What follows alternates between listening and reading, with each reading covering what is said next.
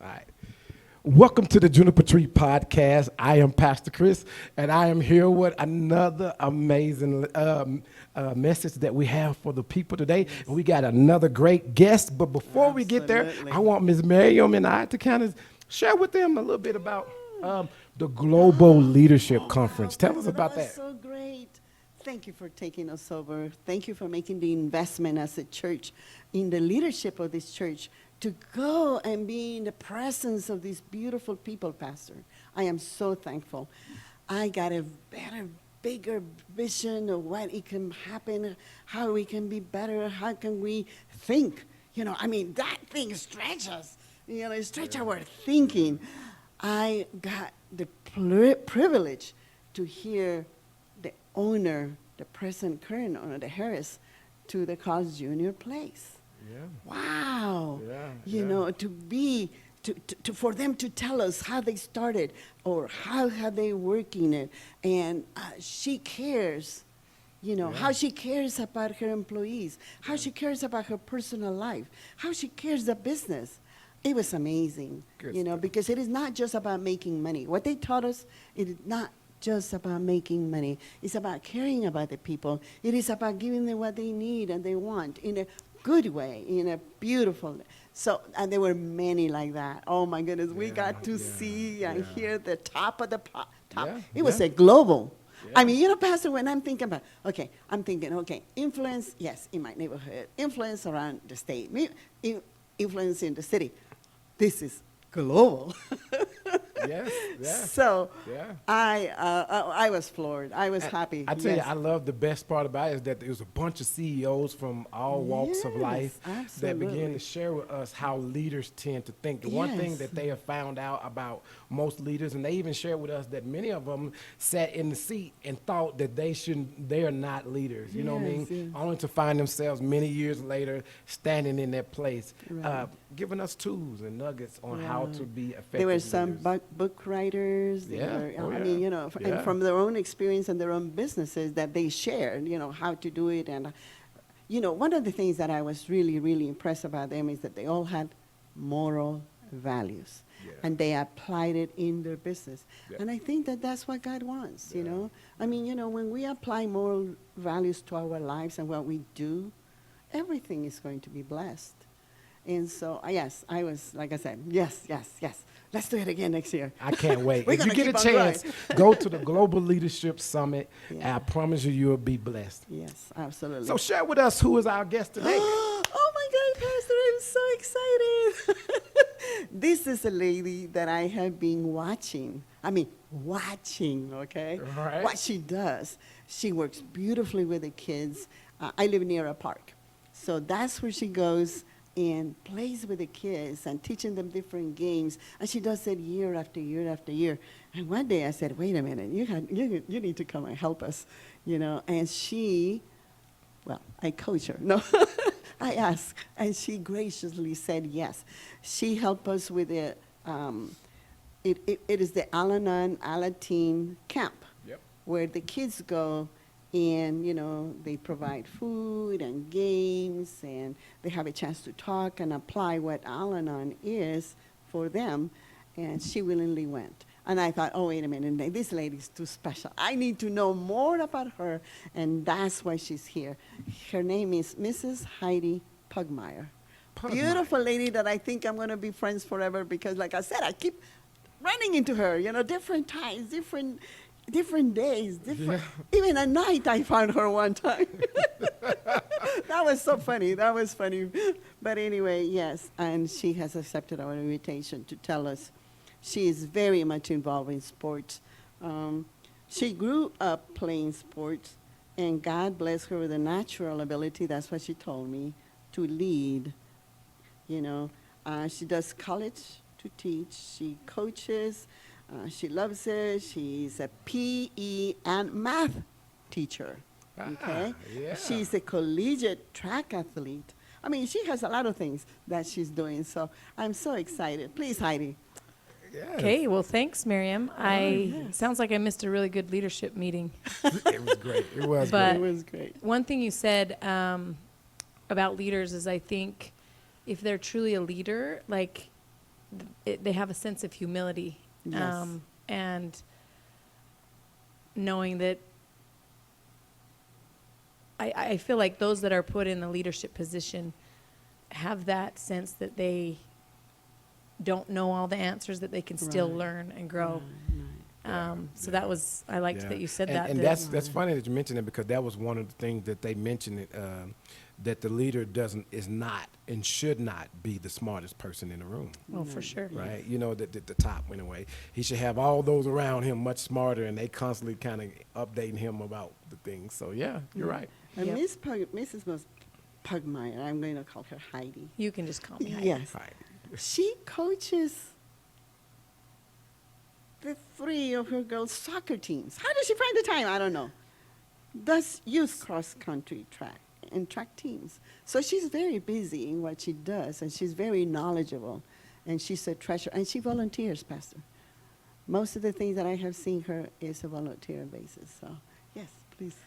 Well, so How did it she just start? kind of asked me a little bit about my background, and Yes. I grew up with 5 brothers, and my mom found out pretty quickly that I wanted to just do what my brothers did, and we were active. And it's funny because my parents grew up, and my dad wasn't really involved in sports. He did theater and choir, and my mom at the time, they didn't have women's sports, but I kind of credit, she's always been involved in just hiking and running and biking. And I remember as a little kid, when she obviously was an adult at this time, she would play in a women's soccer league.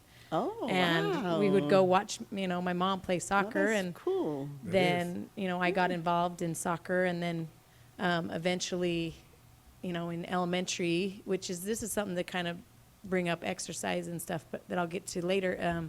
They would always do the physical fitness tests, and I would always be the girl out there beating all the boys and running. And so I kind of always had a natural ability to run, which helped me in other sports. And then eventually that's where, I got a scholarship to run track and field and cross country in college, and have done several marathons. And so I feel like that's my biggest knowledge, but I also competed in soccer for my high school, and that's kind of where my little girls love soccer, and my son loves theater, so we're kind of doing a little bit of both. But just being active growing up, and just being involved in sports, there's so much to learn from being, involved in this team, especially a team sport. Is you learn that you have to rely on others for your team to be successful. And what I've noticed with my girls being involved is you make friends.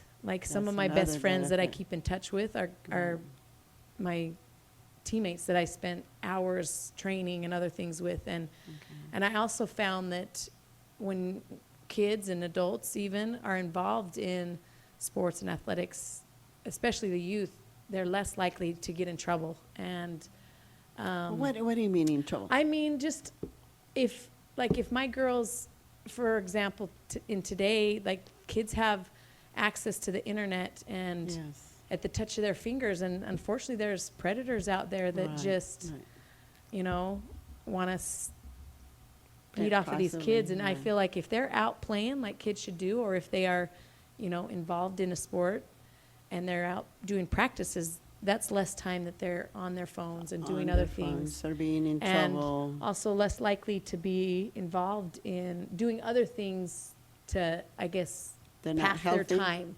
Right. Like, I think sometimes kids, as people, I feel like we want to be associated with other people. And so if you're involved in a sport team, you're getting that social aspect. And then sometimes if you're not, then you'll seek other routes. And so I feel like sometimes that's when kids get involved in gangs or even other because they need the social part, but it is just the wrong influence, right? Yeah. When they're doing gangs, when they're doing drugs, because that's the culture. Yep. But if they're busy getting happy, doing the exercises, getting applause, the parents, also unites the family, because I have seen a lot of parents, being with the kids when you have run those programs. So they're there, attending, applauding, being part of it. And the kid must feel absolutely great that the parents are there,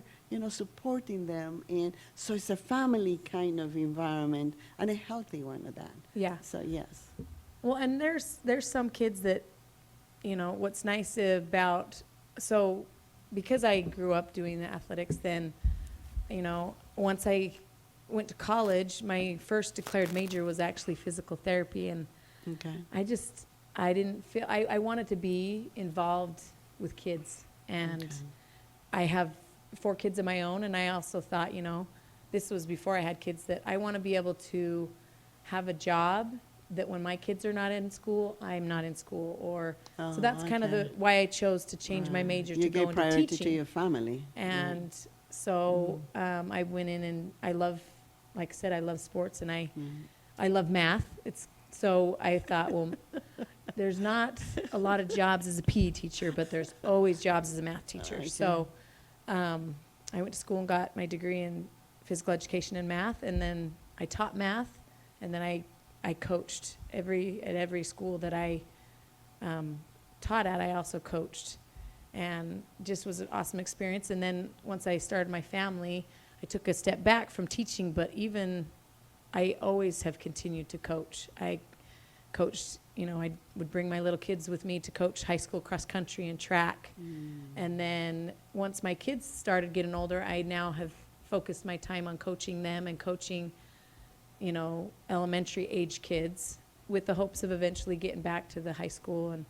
But I found that it's so rewarding because not only, do the kids have screens all the time, but I looked up some statistics, and Yeah, tell us about one that. in every 5 kids is considered obese.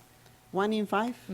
Is Ouch. what is, and according to the CDC, 42% of just Americans in general are considered obese. This is not kids, but, and so I just feel like 42%, right. there's too Okay. much, people are just sitting too much. Yeah, And people on the couch. yeah. And Right, so, without physical activity. And what does that do to the body? If So- we're sitting on the couch comfortably, doing nothing, not walking, not swimming, not doing anything, what does that happen to my mind, my body, my spirit, my emotions? What is the research? well, so just on so my husband, it's funny because he's a physical therapist. That's what I wanted to go okay, into. all And right.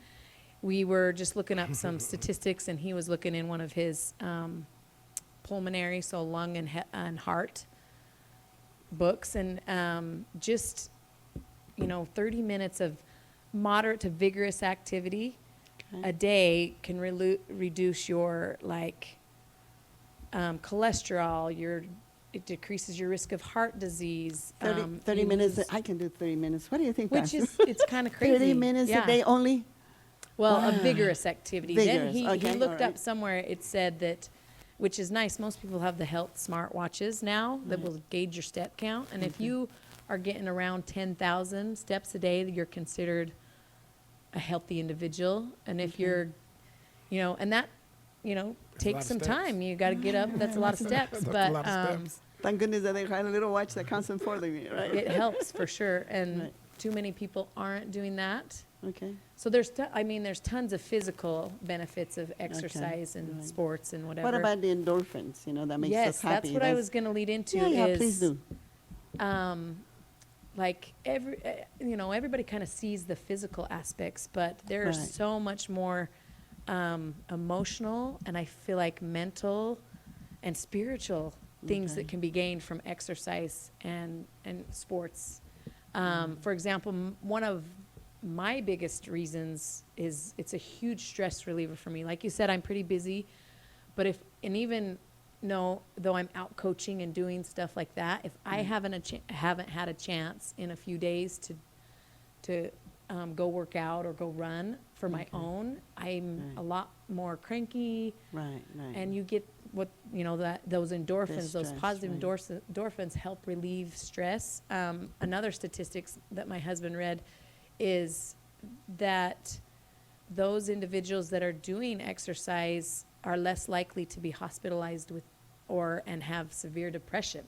Yeah. And so, So I those know, endorphins are those are the ingredients for happiness, right? That's where the body, the brain gets the happy message.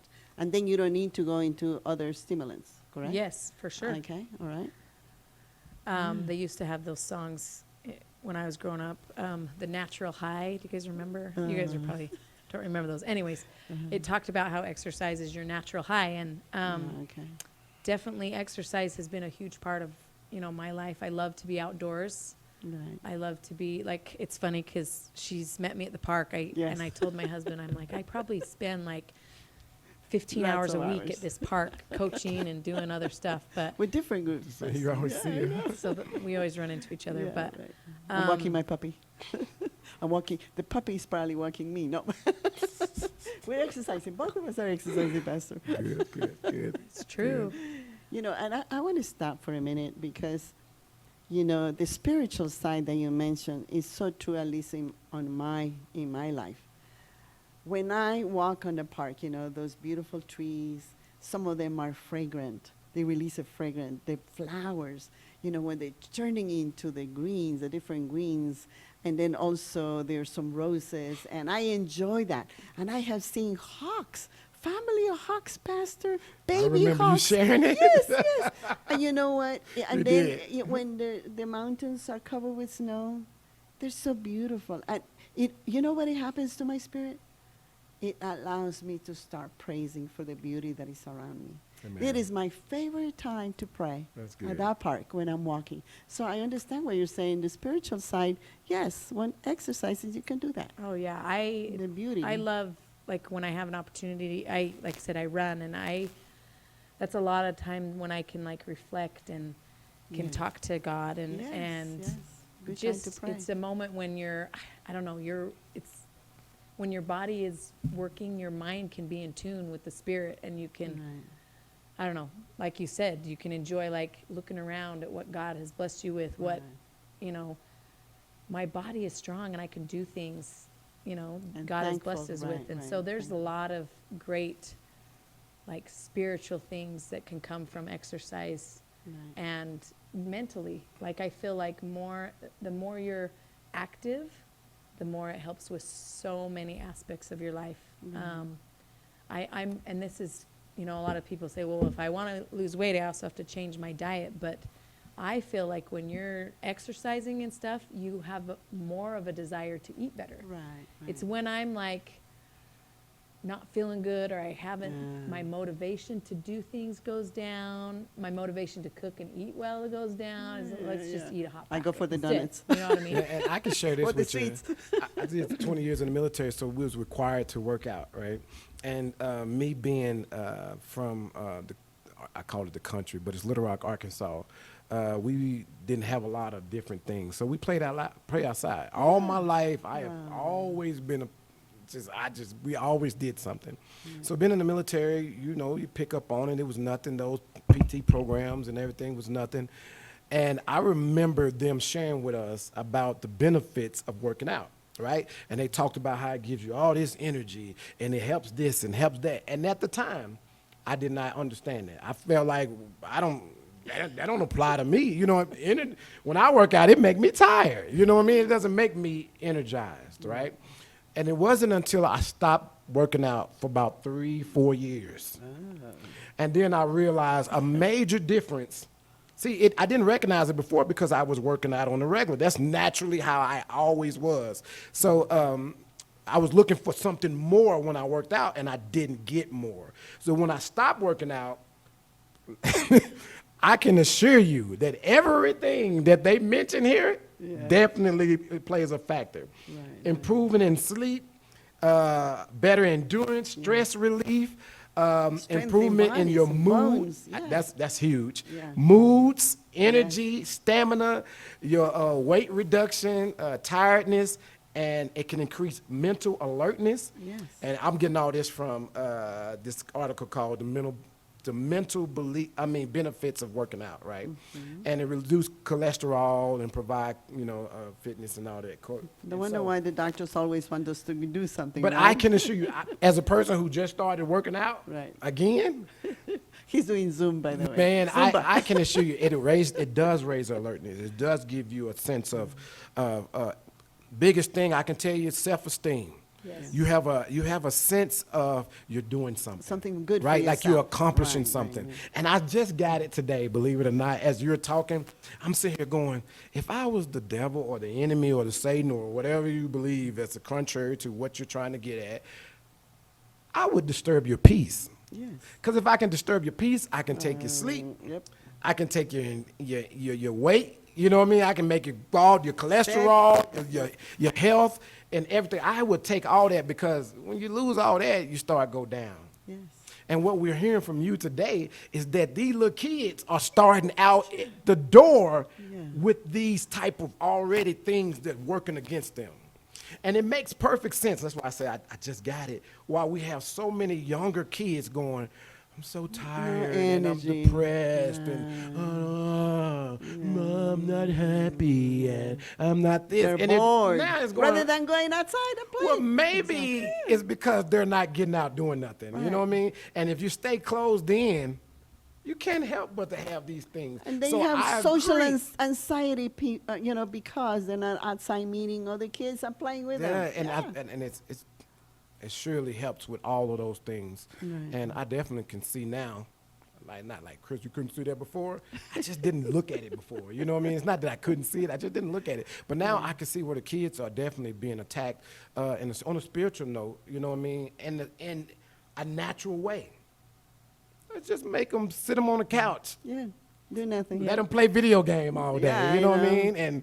And people. 'em Here's not another care. problem that I notice about when you're dealing with children and fitness and all this. So we grew up. We had the Girls and Boys Club. Well, we had the Boys Club, and then it later became the Girls and Boys Club. We had the YMCA, and we had volunteers. Yes. I said something. Volunteers. These people saw the need to come and like you, and they would come and teach us different things when it concerns Different sports different and all sports. that and all that. Nowadays, if Satan is going to get us again, he wants to get in the mindsets of the adults that we are too tired to even volunteer. So even if the kids are willing and they're ready to get out and they're looking for something to do, who gonna do it, right? Yeah. Because we too on the couch. Yeah, yeah. Right. Yeah. So We don't have feel like beautiful doing people nothing. like Heidi, that help So us yes, help our praise kids. God Yeah, for people like yeah. Heidi, Yes, And absolutely. the fact that you even here to tell us how important this is. Yes. And I don't know if anybody else get the message, but Heidi, I got it. Oh, thanks. Yes.